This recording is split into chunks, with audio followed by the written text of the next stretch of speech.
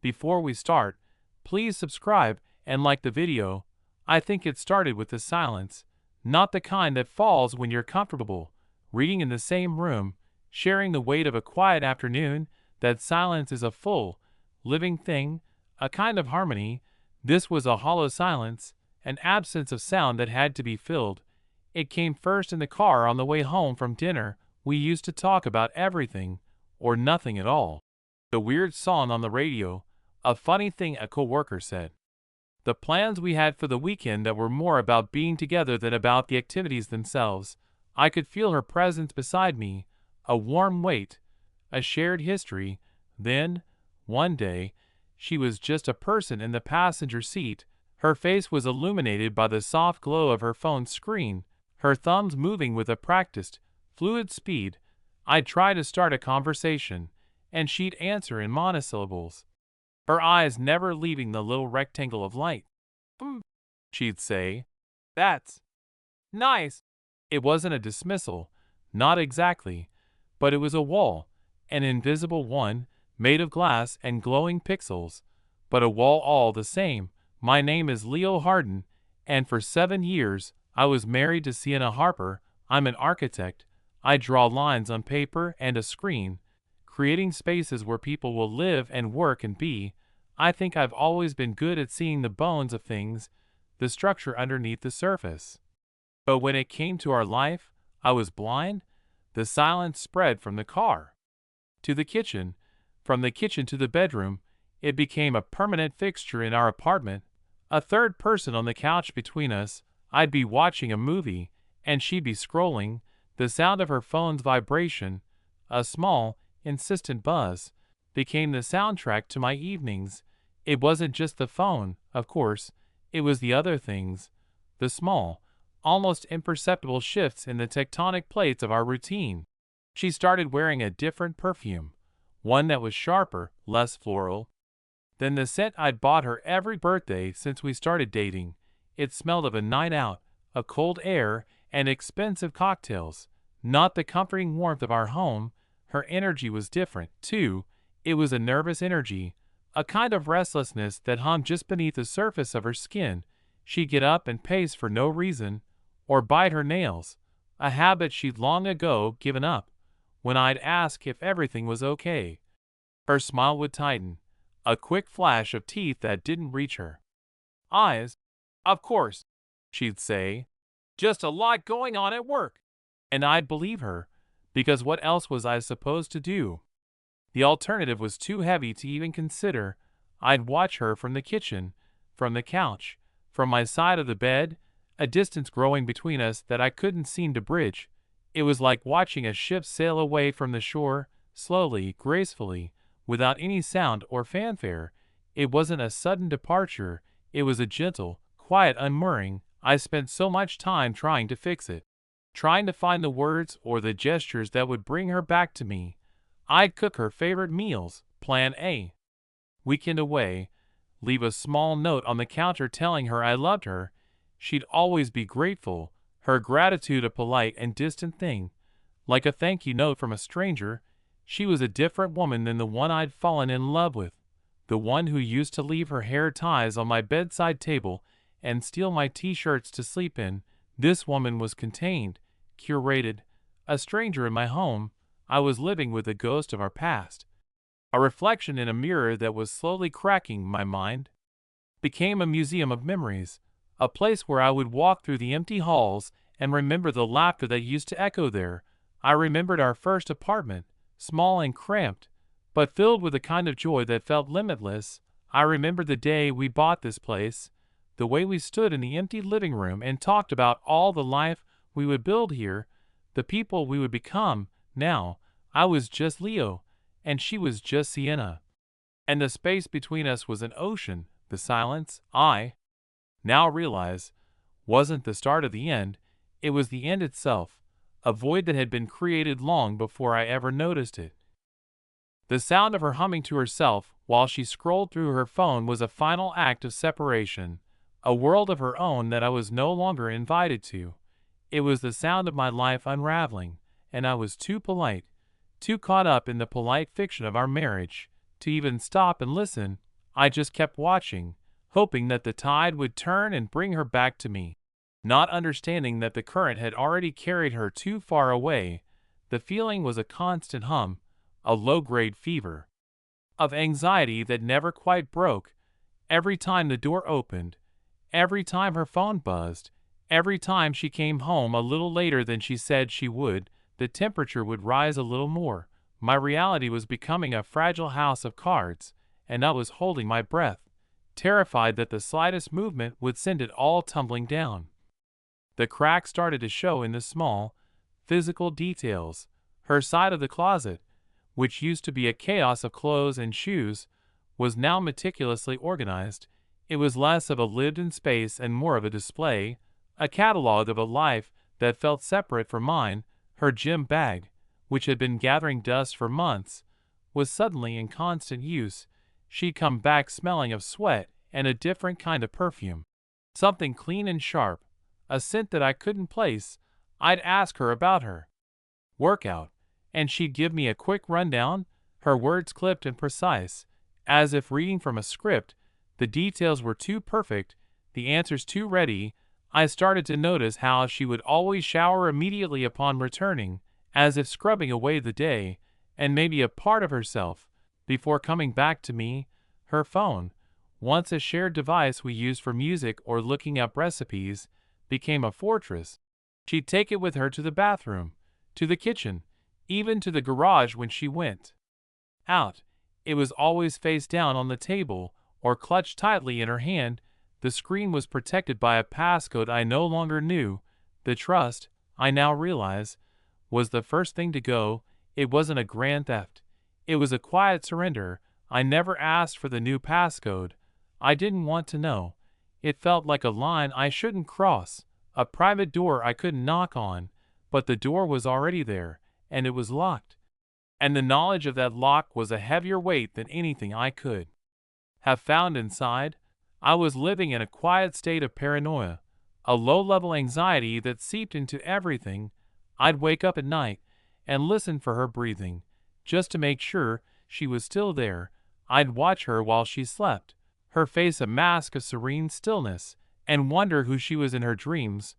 Was she the same woman who used to whisper our future into my ear? Or was she a stranger, dreaming of a life I wasn't a part of? My work, which had always been my solace, began to feel meaningless. I would stare at the blueprints, the clean lines and solid structures, and feel a kind of disconnect. My professional life was about building, about creating something tangible and lasting, but my personal life was about decay, about watching something I thought was solid crumble into dust. The irony was a heavy thing to carry, a silent joke that I was the only one who got. I started to go for long walks after work just to delay coming home. I'd walk through the park, watching other couples hold hands, or families playing with their children, and I'd feel an aching emptiness in my chest. Their lives, their simple joys and shared histories, felt like a foreign language I no longer spoke. I was an outsider, a ghost observing the living. My own life had become a series of polite performances, a well-rehearsed charade of normalcy.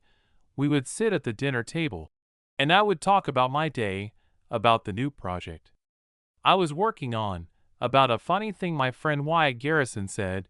She would nod and smile, her eyes a little too bright, her answers a little too vague. It was a conversation, technically, but it was hollow, an echo in a large, empty room. I saw myself in the quiet reflection of the kitchen window, a man smiling and talking, a mask of a life I no longer lived. I was trying so hard to keep the dam from breaking, not for her, but for myself. I was terrified of what would happen if the water came rushing in. What would be left? What would I become? I'd always been the steady one, the anchor, the man who could fix anything. But how do you fix a heart that's slowly turning to stone? How do you repair a foundation that's been built on sand? I didn't know the answers, and the not knowing was a kind of torture, a low, burning pain that never went away.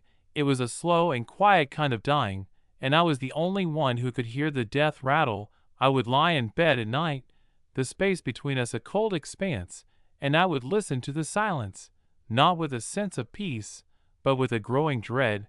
I knew deep down that the quiet was the sound of a closing door, and I was on the wrong side of it. The first true moment of clarity came not with a bang, but with a whisper, a quiet, digital whisper I wasn't meant to hear. It was a Sunday morning. She was in the shower, and I was making coffee. Her phone, a sacred, forbidden object, was on the counter, face up for once, its screen a black rectangle. I picked it up, intending to move it so I could put a mug down. As I did, the screen lit up with a notification. A text message preview from a contact named Julian Mercer. The message was short, innocent sounding on its own, but in the context of everything, it was a thunderclap. Thinking about you. Last night was perfect. My hand froze, the mug of coffee trembling. My heart, which had been a quiet, steady thrum for so long, suddenly lurched into a panic rhythm, a frantic, desperate beating against my ribs. I stared at the words, reading them over and over, my mind a blank slate except for those 5 devastating words. Last night was perfect. Last night, the night she told me she was working late on a project, the night I'd stayed up until 2 in the morning, waiting for her to come home, telling myself that this was just a phase, that things would get better. The message was a confirmation of a truth I had been running from for months. It wasn't an argument. It wasn't a confrontation. It was just a quiet, brutal fact. A stone dropped into the calm water of my denial. I didn't unlock her phone. I didn't read the rest of the conversation. I didn't have to. The truth was there, in those few characters on a screen. It was enough. The calm that had defined my life for so long shattered into a million sharp pieces. My legs felt weak, and I leaned against the counter, my head spinning. I wanted to scream, to smash something, to throw that phone against the wall and watch it break into 1,000 glittering shards. But I didn't. I just stood there, holding the mug, the coffee still. The silence of the apartment, once a source of dread, was now a deafening, echoing roar. I could hear my own breathing, quick and shallow. I could hear the water running in the shower, the mundane, everyday sound of a woman who was living a secret life, and the man who was just now realizing he was an unwitting actor in her play. The betrayal wasn't the affair itself. It was the quiet lies, the small deceptions, the way she had let our life become a stage for her to perform on. It was the stolen moments, the whispered conversations, the life she was building outside of me, all while still living in my home, sleeping in my bed, and sharing my name. I felt a kind of cold, quiet rage settle in my chest. It wasn't the hot, explosive anger of a jealous man. It was the quiet, simmering fury of a man who had been made a fool of. A man who had his very reality stolen from him. I wanted to confront her, to demand answers, to ask her why. But what was the point? The answer was already there, in the subtle changes, in the quiet absences, in the new perfume scent, and in that single text message. There was nothing more to know. The only question was what I was going to do. The moment I heard the shower turn off, I put the phone back down on the counter, just as I had found it. I finished making the coffee, 2 mugs, like I always did. The ritual of it, the simple, familiar act of a shared life, felt like a cruel joke. I poured the coffee, the rich, dark liquid, a stark contrast to the hollowness I felt inside. She walked out of the bathroom, a towel wrapped around her body, her hair wet and slick. She smiled, a real, genuine smile, and for a second, I almost forgot. But then I looked at her phone, at the black screen, and the truth came rushing back. "Morning," she said, her voice soft. "Morning," I replied, my voice a quiet, calm thing, a lie in the face of a truth that was slowly killing me. I had to live with it now, the knowledge, the pain, the betrayal.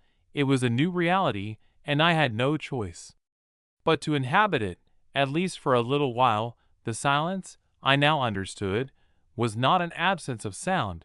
It was the quiet of a house that had been built on a foundation of lies, a fragile, beautiful thing waiting to fall, and I was standing in the center of it, waiting for the first tremor.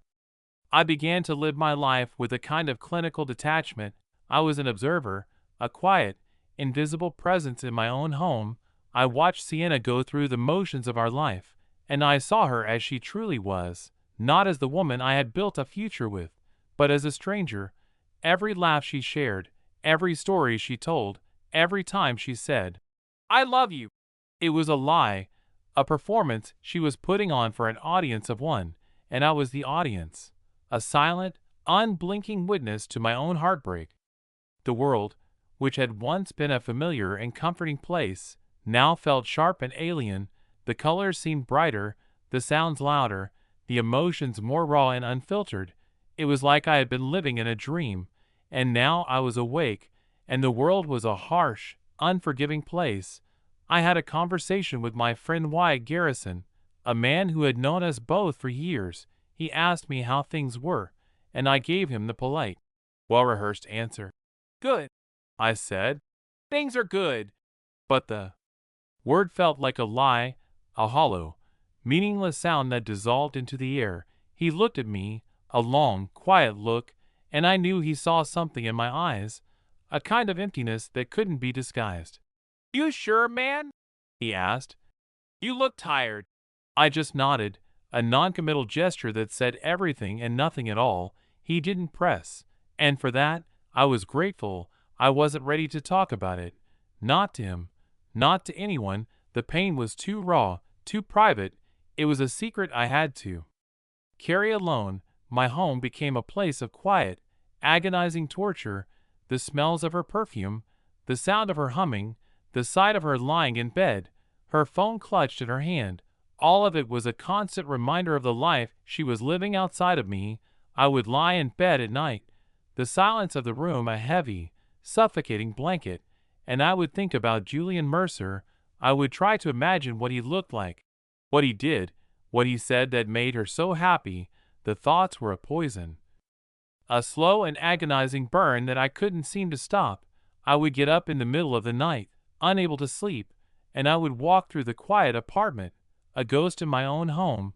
I'd go into the kitchen, the space I had built with my own hands, and I would look at the white oak cabinets, the quartz countertops, the handmade spice rack, and I would see not a home, but a monument to a life that was now gone. Every inch of it was a testament to a love that had been, replaced by a quiet, heartless lie. I felt a kind of quiet, desperate loneliness, a profound and absolute isolation that was more painful than any physical wound. It was the loneliness of being a stranger in your own home, of being a ghost in your own life. I felt a kind of sadness so deep, so profound, that it was beyond tears. It was a still, quiet thing, a cold and heavy stone in my chest that I couldn't seem to move. The quiet truth was that I was a coward. I couldn't bring myself to confront her. I couldn't bring myself to say the words that would end it all. I was terrified of the noise, of the confrontation, of the emotional wreckage that would be left behind. I was the kind of man who fixed things, not broke them. And this was a kind of breaking I didn't know how to handle. I was paralyzed, a quiet, helpless witness to my own life's destruction. I think the worst part was that she seemed so happy.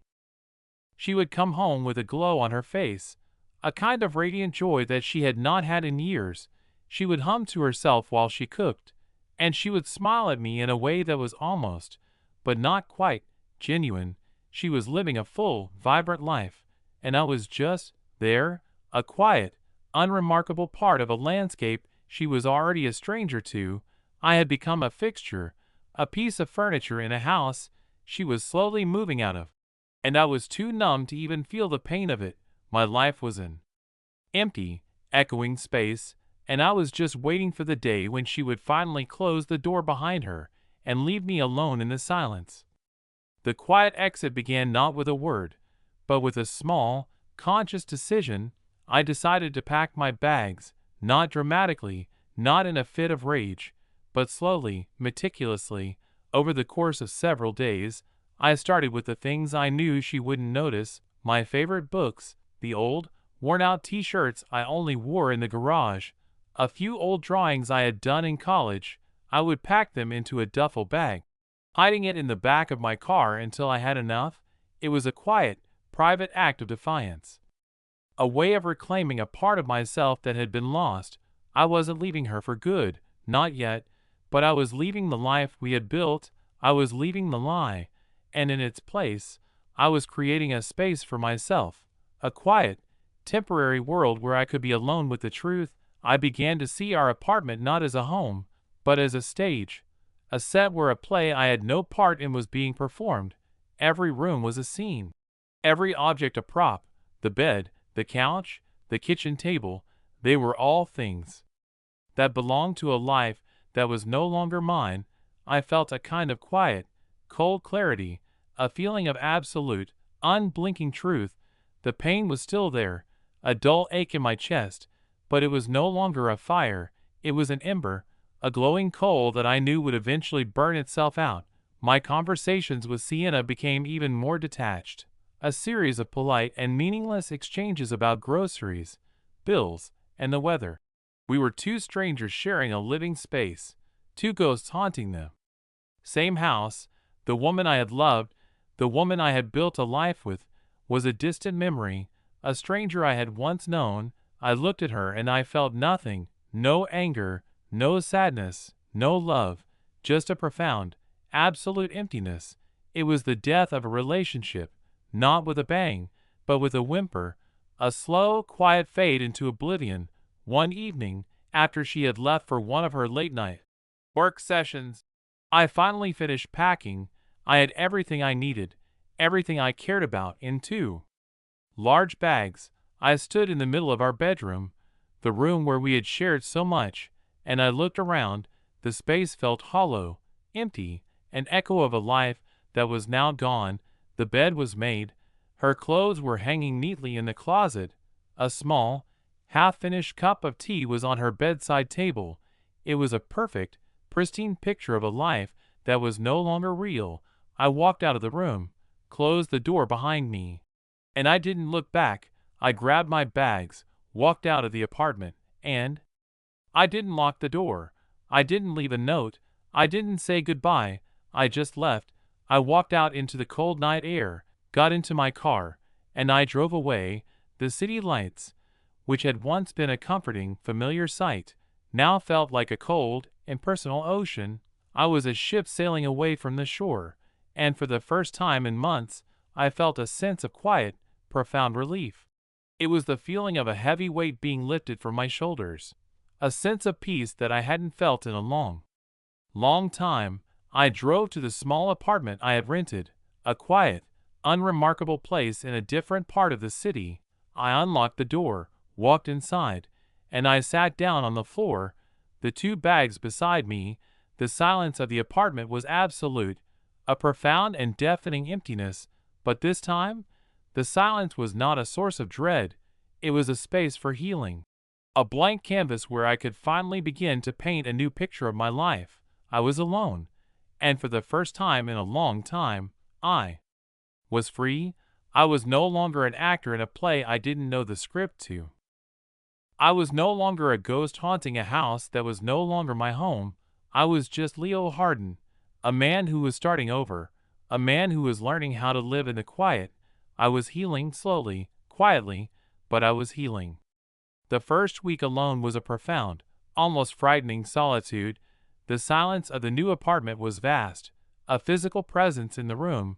I'd sit on the floor, the floorboards cold against my skin, and just listen, not to the muffled sounds of our old neighbors, not to the faint hum of Sienna's phone, but to the quiet of my own life.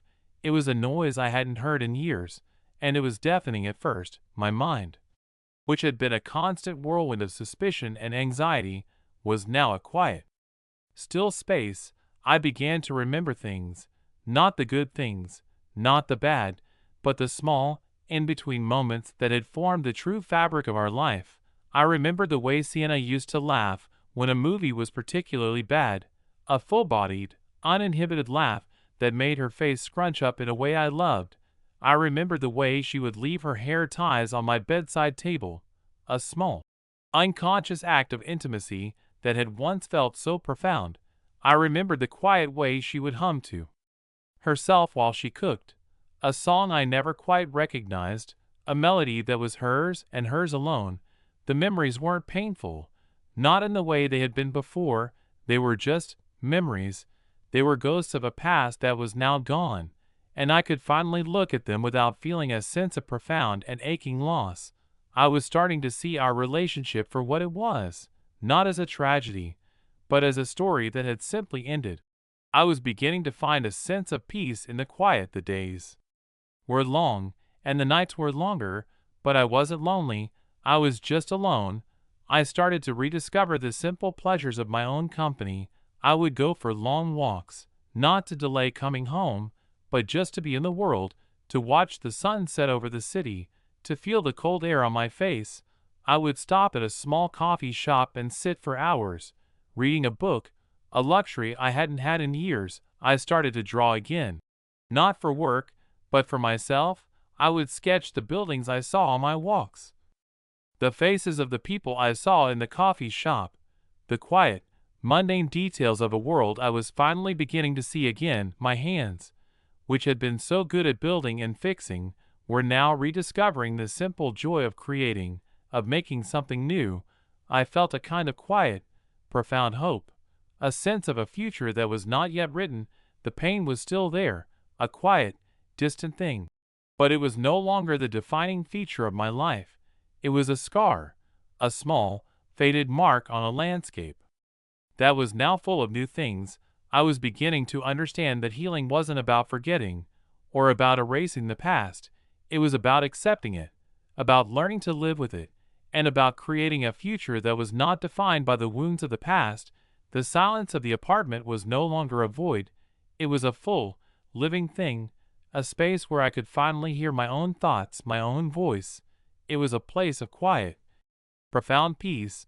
I was no longer a ghost in my own life. I was a man who was finally beginning to live again. One evening, I received a call from Sienna.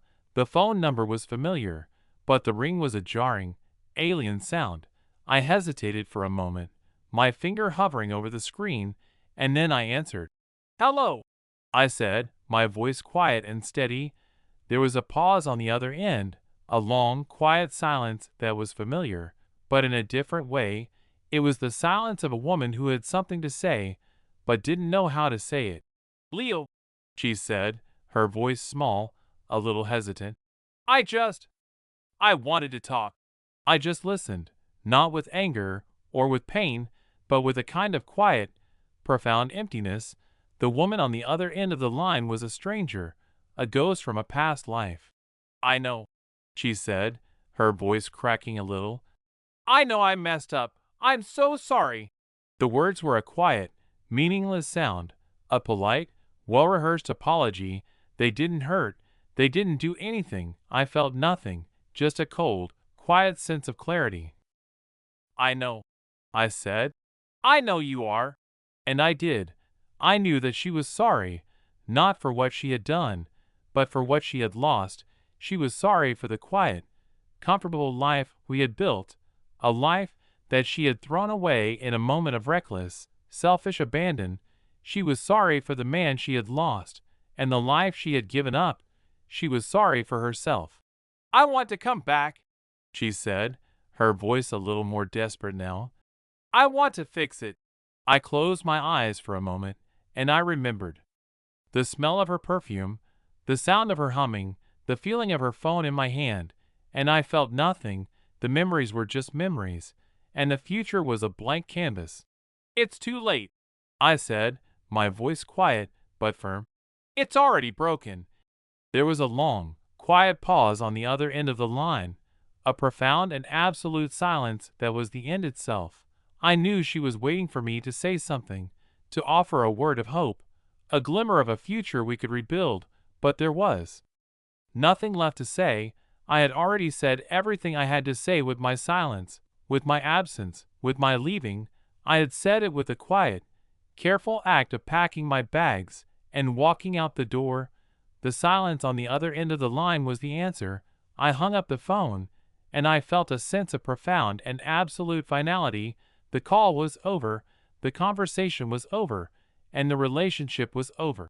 It wasn't a revenge or a victory, it was just an ending, the ending of a story that had been written long ago, and I was just now getting to the last page.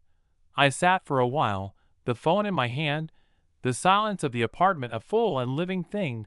I wasn't lonely, I was just alone, and for the first time in a long time, that was okay. My life settled into a new rhythm, a quiet, peaceful routine that was all my own. The days were filled with work, with drawing, with walks in the park, with the simple pleasures of my own company. The nights were long and quiet, but they were no longer empty. They were filled with books, with music, with the quiet, profound solitude of a man who was finally at peace with himself. I was still healing, of course. The wounds of the past were still there, small, faded scars on a landscape that was slowly, quietly blooming again, but the pain was no longer the defining feature of my life. It was just a part of my history, a chapter in a story that had many more pages left to be written. One afternoon, I was walking through a quiet, tree-lined street in a different part of the city. I saw a couple sitting on a park bench, their heads close together, their hands clasped. They were talking quietly, their voices a low, murmurous sound in the afternoon air. They were just two people, sharing a quiet, comfortable moment, and I could see the history, the shared life, the profound and absolute love in the space between them. For a moment, I felt a pang of something, a quiet, distant longing for a life that was now gone, but the feeling was not painful. It was just a memory, a ghost of a life that was now gone. I looked at my own hands, my own life, and I felt a profound sense of gratitude. I was not that man anymore. I was not the man who was paralyzed by a fear of confrontation, a man who was a ghost in his own home. I was a man who was alone, a man who was at peace with himself, a man who was finally free. I continued my walk, the cold air on my face, the sound of the leaves rustling in the trees, a quiet, comforting sound. I was walking into the future, a future that was not yet written, a future that was not defined by the pain of the past, but by the quiet, profound peace of the present. I had not gotten revenge. I had not found a new love. I had not found a magical, idealized ending. I had just found myself, and that, I now understood, was the most meaningful, most profound ending of all. I had found clarity, and in that clarity, I had found freedom. I was a man who was finally learning how to live in the quiet. The silence was no longer a void. It was a space for my own life, a space for my own voice, a space for my own peace, and that, I now understood, was all I had ever needed. The final act of letting go wasn't a dramatic one. It was a small, quiet moment. A few months after I had left, a lawyer reached out with the divorce papers. The documents were clean, sterile, and cold. They listed our assets, our debts, and the terms of our separation, all laid out in neat, impersonal legal language. There was no mention of the betrayal, no hint of the emotional wreckage that had led to this moment. It was just a quiet, formal ending, a final, official punctuation on a sentence that had already run its course. I signed the papers without a moment's hesitation. My hand was steady, my mind was clear. The act was not one of sadness, but of closure, a final, quiet severing of a tie that had long ago frayed and broken. After I mailed the documents, I went for a walk. The sun was setting, painting the sky in shades of orange and violet, the same colors that I had seen from my old apartment windows so many times. But this time, the sight was not a source of pain or nostalgia. It was just a beautiful, quiet ending to a beautiful, quiet day. I walked through the streets, the air cool against my skin, and I felt a profound sense of peace. I was no longer a husband, or a boyfriend, or a partner. I was just a man who had been hurt, a man who had been broken, but a man who was now whole again. The memories of Sienna and our life together were still there, but they no longer held any power over me. They were just ghosts in a past life, echoes in a quiet room. I was a man who was finally living in the present, a man who was finally building a future that was all his own. The silence of my new life was no longer a void, it was a full, living thing, a space where I could finally hear my own voice, my own thoughts, my own heartbeat. It was a space for my own peace, a space for my own healing, a space for my own future, and that, I now understood, was the most meaningful, most profound ending of all. The final act of letting go wasn't a dramatic one, it was just the quiet, simple act of walking away and never looking back.